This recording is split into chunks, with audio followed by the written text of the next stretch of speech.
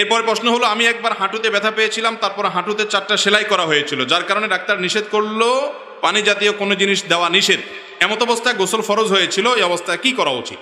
কোনো ব্যক্তি হাত পা ভেঙে গেছে বা কাটাছিড়া হয়েছে, অপারেশন হয়েছে, এখন এই অবস্থায় যদি আল্লাহর বান্দার গোসল ফরজ হয় তিনি কি করবেন? উত্তর হলো, যদি তার ধরেন কথার কথা আঙ্গুল ভেঙে গেছে বা হাতে ব্যান্ডেজ আছে, অন্য সব ঠিকঠাক আছে, তাহলে সে ব্যান্ডেজের জায়গাটা বাদ দিয়ে বাকি শরীরে পানি দিয়ে তিনি গোসল করবেন, অথবা ওই জায়গাটাতে প্লাস্টিক পলিথিন কিছু বেঁধে তিনি গোসল করবেন যাতে পানি না লাগে, যদি পানি লাগলে সেটার ক্ষতি হবে।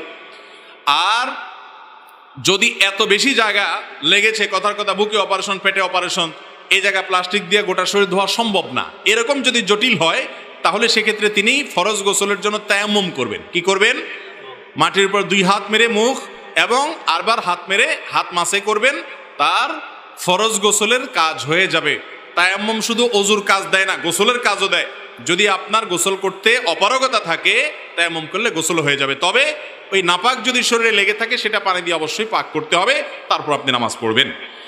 এরপরের প্রশ্ন হলো, আর যদি ব্যান্ডেজ দিয়ে আপনি যদি গোসল করেন, তাহলে সেক্ষেত্রে ওই জায়গাটাতে উপরে ভিজা হাত দিয়ে ব্যান্ডেজের উপরে হালকা মুছে নেবেন শুধুমাত্র। ওযুর ক্ষেত্রে একই কথা, ব্যান্ডেজের উপরে মুছে নিলেই ওযু হয়ে যাবে।